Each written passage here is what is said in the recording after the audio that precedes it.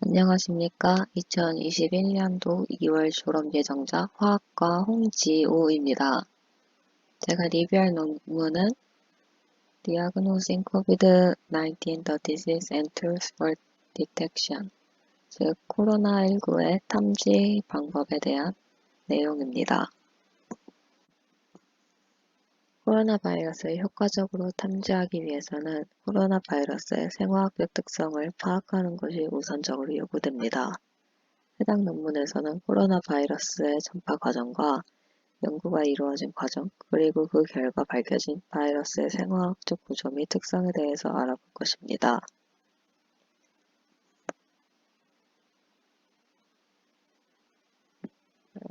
발표가 진행되는 목차는 다음과 같습니다. 먼저 서론으로는 코로나 바이러스가 퍼지게 된 초기의 상황과 그때 당시의 연구 과정, 그리고 전파 과정에 대해서 알아볼 것이며, 두 번째로는 사스코비드 2라는 코로나 바이러스의 병인의 생화학적 특성에 대해서 알아볼 것입니다.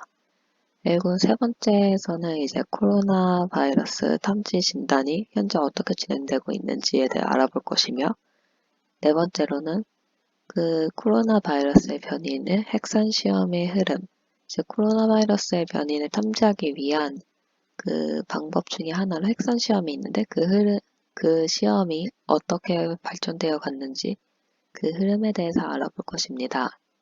그리고 마지막으로는 그 리뷰의 결과 및 요약을 말하며 발표를 마치도록 하겠습니다. 코로나 바이러스는 2019년 12월 중국의 후베이성에서 시작되었습니다. 처음에는 고열, 기침, 호흡곤란 등의 범용적인 증상으로 인해 정확한 병명을 진단할 수 없었습니다. 그래서 초기에는 컴퓨터 단층 활용, 즉 CT를 이용하여 환자를 스캔하였고, 그 결과 얻게 된 폐의 이미지가 많은 수와 큰 범위의 공진을 나타내고 있어 최초에는 폐렴이라고 진단되었습니다. 그러나 폴리머리스 체인 리액션을 이용하여 추가적으로 핵선 분석을 시행한 결과 이미 알려져 있는 병원체에서는 임상 반응이 나타나게 되었고, 그 결과 해당 질병은 폐렴이 아닌 미지의 병인에서 비롯되었음이 밝혀지게 되었습니다. 전파 초기에는 코로나 바이러스의 병인 분석을 위하여 컴퓨터 단층 촬영, 전체 기능 연기서열 분석, 전자현미경 검사 등을 사용하였습니다.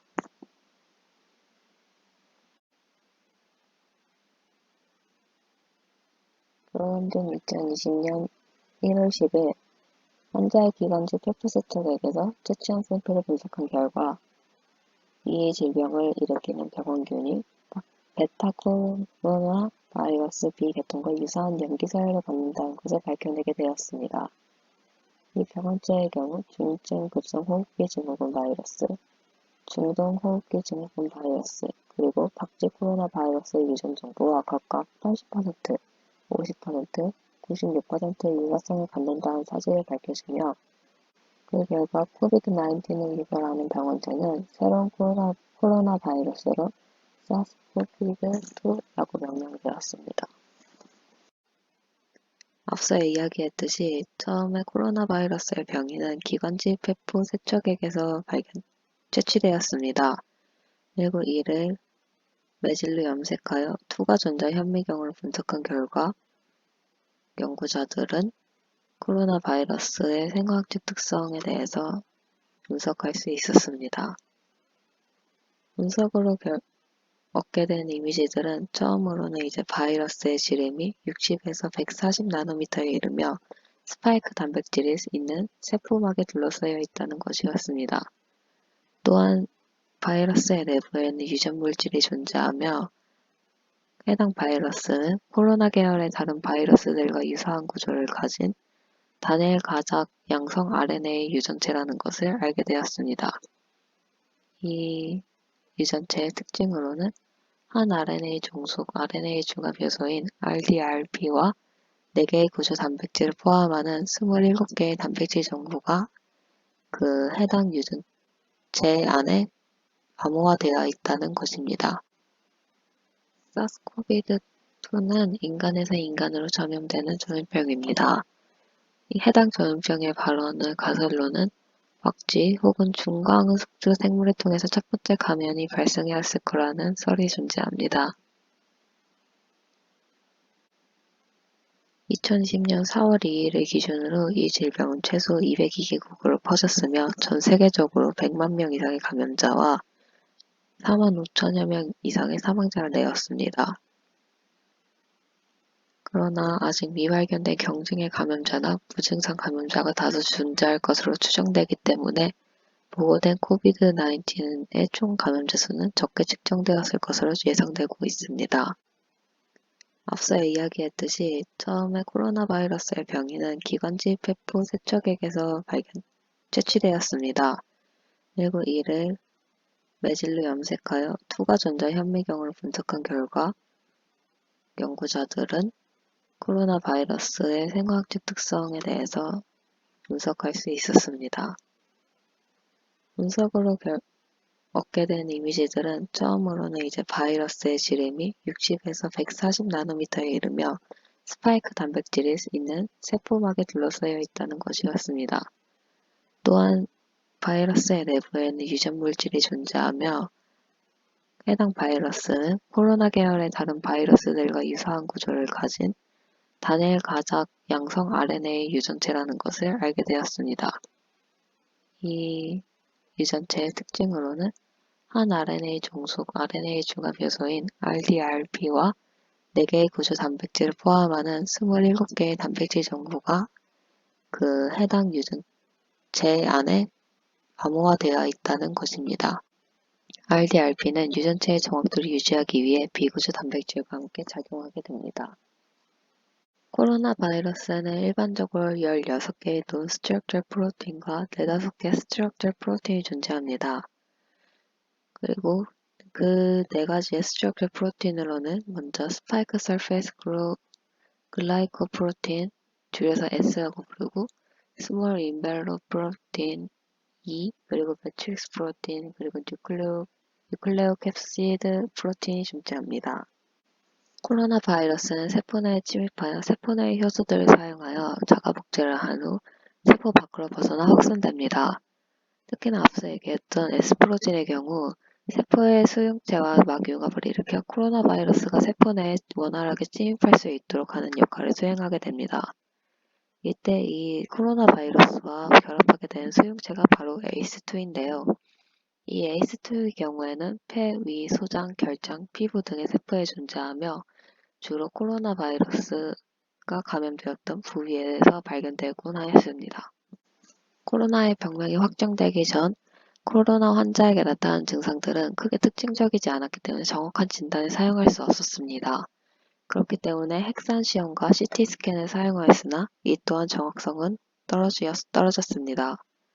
그래서 새로 사용하게 된 것이 바로 분자기법 Molecular Techniques입니다. 이는 특정 병원체를 대상으로 하기 때문에 병원체의 식별이 가능하다는 특징을 가져 신드로믹 테스트나 CT 스캔보다 정확한 진단이 가능합니다. 분자기법의 발달은 병원체의 단백질이나 유전체의 구성이 이해가 진행이 되고 감염 중 혹은 감염 후에 숙주의 단백질 혹은 유전자 발현의 변화가 유도되는 것을 관찰하고 분석하는 것에 따라 이루어졌습니다. 그 다음으로 알아볼 코로나 탐지 방법으로는 핵산 시험이 있습니다. 대표적인 핵산 시험으로는 역전사 종합효소 사슬 반응, 즉 RT-PCR을 활용한 키트를 개발하여 사스코비드2를 유전자적으로 탐지하는 과정이 있습니다. 해당 탐지법에서는 사스코비드2의 RNA를 상호보완적인 RNA 가닥으로 역전사시킨 후 해당 이 RNA 가닥을 특정 부위를 증폭시키는 과정을 수반하게 됩니다. 이 설계 과정에서는 일반적으로 시퀀스 정렬 및 프라이머 설계와 검사 최적화 및 시험이라는 2가지 주요 단계가 포함됩니다. 이 탐지법은 한 단계 또는 2단계의 검사로 수행이 가능합니다. 1단계 검사에서는 대량의 데이터를 빠르게 분석하는 것이 가능합니다. 단 역전사 및 증폭 문제가 동시에 발생하기 때문에 대상의 증폭을 낮춰 최적화가 어렵다는 단점이 존재하게 됩니다. 2단계 반응에서 2단계 검사에서 반응은 별개의 튜브에서 순차적으로 완료됩니다. 이 검사는 1단계보다는 민감하지만 시간이 오래 걸리며 추가 파라미터의 최적화가 필요하다는 점이 특징적으로 존재합니다. 일반적으로 코로나 바이러스의 진단에는 호흡기 검체를 사용하는 방법이 주로 보편적으로 사용되기 때문에 다양한 탐지 방법 중에서도 RT-PCR이 가장 보편적인 방법입니다. 이 호흡기 검체의 경우 환자의 상태에 따라 다르게 사용하는데 일반적으로는 상부 호흡기 검체를 사용하지만 환자 중에서도 습성 기침을 보이는 환자에게는 하부 호흡기 검체를 권장하고 있습니다. 코로나 바이러스의 경우 발병 후의 시기에 따라서 검출 가능한 바이러스의 부하가 변화하였는데요.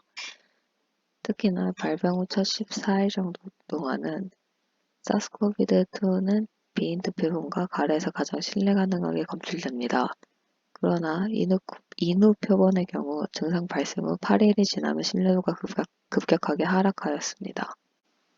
이러한 바이러스의 부하의 가변성을 감안할 때 호흡기 검체에서 음성 결과가 나온다고 하여 질병이 완전하게 배제되지는 않습니다. 이러한 음성 결과는 부적절한 샘플링 기술, 샘플링된 영역의 낮은 바이러스 부하 또는 바이러스 유전자의 돌연변이로 인해 충분히 발생할 수 있습니다. 따라서 연구자들은 검체 결과가 비인두성 및 후두성 표본에서 음성으로 나타날지라도 역학적으로 연관성이 있는 환자에게는 여러 번의 검사를 권고하고 있습니다. 코로나 바이러스는 초기에는 병명주사 확진되지 않은 상태에서 다양한 방법을 활용하여 탐지가 이루어졌지만 시간이 흐르고 연구가 진행될수록 점점 하나의 확립된 진단 기술이 유용성을 나타내기 시작하였습니다. 현재는 코로나 바이러스 감염 진단을 위한 핵산 시험을 보완할 혈청학적 테스트가 연구되고 있으며 또한 현장 진단 시험과 다중검사 개발이 요구되고 있습니다. 다음으로 발표를 마치겠습니다. 감사합니다.